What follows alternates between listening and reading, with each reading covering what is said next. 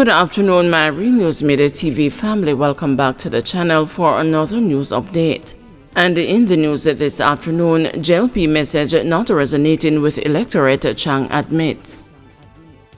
General Secretary of Jamaica Labour Party, Dr. Harris Chang, has acknowledged that the party's message has not been resonating with the country ahead of the next general election, which is constitutionally due in 2025.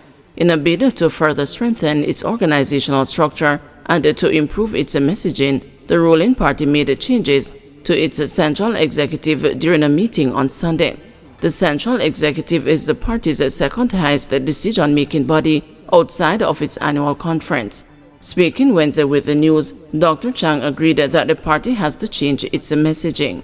His acknowledgement comes 2 days after Robert Morgan resigned as the chairman of the party's Public Relations Committee. But in the interview, Dr. Chang made it clear that Mr. Morgan was not forced out, noting that the media landscape has changed dramatically in the last few years. He said in addition to traditional media, social media now plays a significant role in communicating with the public, and this requires more technical skills and time. While quickly pointing out that Mr. Morgan does not lack these required skills, Dr. Chang said that the first-time MP must divide his time between his ministry and the constituency. Granted, in election, yes, we have to. We cannot keep the same ministry we had for 8 years. And it's easy, of course, for opposition to get a message. So just say, well, all those problems are because of the government's weaknesses. They have to do nothing except to say what they think are some populist things out there. They have to remain responsible, appear to retain our maturity and our competence and reasoning at the same time in ensure we can generate confidence by being fresh and ready for the challenges. There's not an immediate replacement, because I said the media landscape has changed dramatically in the last few years. The different areas of specialization, social media plays a critical role, but the traditional media continues to play an very important role. Much of social media really comes from the traditional media. The print media still stands out as a way of certain prominence that the social media doesn't have, and in fact the social media draws from that area. So we have to ensure that our communication is able to reach all media spaces. In addition to that, of course, a level of technical sophistication is required. Now, it's not saying that Mr. Morgan doesn't have the required skills. The time to be divided between a minister and a constituency, and as I said, Minister Morgan is what I call the 2020 generation, which is among the MPs that came into the House in 2020, and therefore their constituency require a significant portion of their time intend to remain where they are. In the meantime, the JLP General Secretary said discussions are underway to replace a Member of Parliament for Manchester North Eastern, Audley Shaw.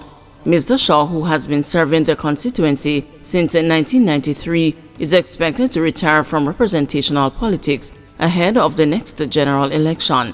After winning in that election, Mr. Shaw was handed the position of opposition spokesman on public utilities, where he made his name as a vigilant watchdog. Court cannot rely on call data in Collymore trial, says a lawyer. The 4 men who are now on trial for the January 2, 2018 double murder of Simone Campbell Collymore and the taxi operator Winston Walters instructed their attorneys to file no case submissions on their behalf before the case is handed over to the jury for deliberation and a verdict.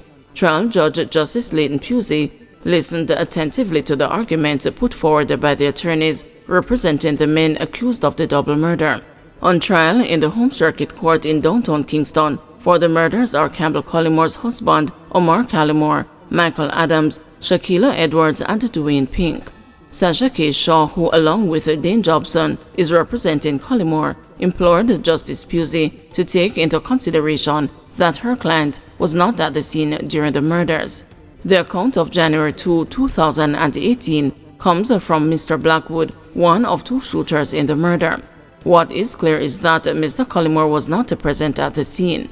It is for the Crown to then prove how he encouraged or assisted the commission of the murder.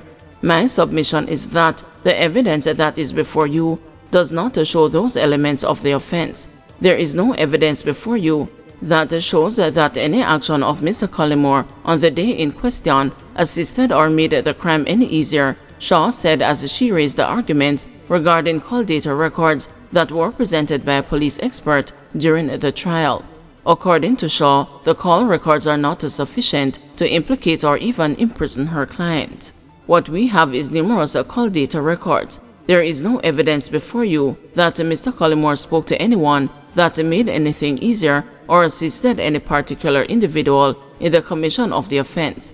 The Crown would be asking the court to make inferences as to the nature of communication and to speculate the content of whether any line of attempted communication actually occurred and what was the content of the communication, as well as to speculate the purpose for any attempted communication. There is nothing in the record that leads to only one particular inference because the nature of the communication or attempted communication was not restricted to one day in particular. Evidence from the expert spoke about the range that is available to the court. It was information that was requested and only a particular range was requested, and that is from the 1st of December 2017 to March 5, 2018. In the expert evidence, the text messages were read out and formed a part of the records. The Crown has not shown that on the 2nd of January, Mr. Collymore did anything she said. Wade Blackwood, who confessed to his role as one of the shooters in the double murder, accepted a plea deal this year from prosecutors and received a reduction in his sentence. Blackwood essentially agreed to give evidence against all the others he claimed were involved in the planning and execution of the crime. Treating the call data records evidence as weak, Shaw said the court is only left to rely on the testimony of Blackwood, a confessed murderer. She was adamant that Blackwood cannot speak to any agreement between Collymore and everyone else. It is alleged that Collymore offered $2 million for the murder of his wife, with allegations that he had eyes set on life insurance money worth more than $100 million. The other attorneys who made no-case submissions were Sanjay Smith, Jenna MacDonald, and Ernest Davis. JFJ denounces handling of St. James High School girls' kissing incident. Jamaicans for Justice is condemning the response of the Ministry of Education and the administrators of St. James High School following the expulsion of 2 female students who were allegedly captured on video kissing each other. In a statement to the news on Wednesday, JFJ's director, Michael Jackson, said that the students at the center of the controversy, ages 15 and 16, have had their right to education violated by how the matter has been dealt with to date. Firstly, if what is reported in the media is true, JFJ finds no merit in the grounds for the disciplinary action to begin with. What it raised was the need for ongoing age-appropriate comprehensive sexual education for students without shame and moral judgment, said Jackson. Secondly, the decision to bar the students from school, effectively expelling them, breached their right to education as it was made without adhering to fundamental principles of due process outlined in the Constitution of Jamaica, as well as in the Education Act and its regulations. By circumventing the board, despite the education regulations, there was no transparent consultative decision-making process, and the students were also denied their right to appeal any disciplinary action, Jackson added. The issue came to light on April 21, in which the mother of the 16-year-old girl accused the St. James High's principal, Joseph Williams, of expelling her daughter on January 16 this year without allowing the child to undergo counseling or assisting in having her transferred to another institution. The girl has since been enrolled in another institution after being out of school for over 2 months. Meanwhile, it is understood that the 15-year-old girl is still out of school. We strongly denounce the handling of this entire situation by both the school administration and the MOE in light of the parents' account that they pursued their intervention to no avail.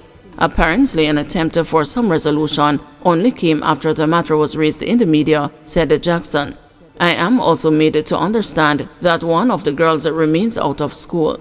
The leadership of the MOE is urged to address this injustice, she added. St. James High School's Board of Management, led by Chairman Christopher McCurdy, is expected to hold a meeting today to discuss the issue and determine the way forward.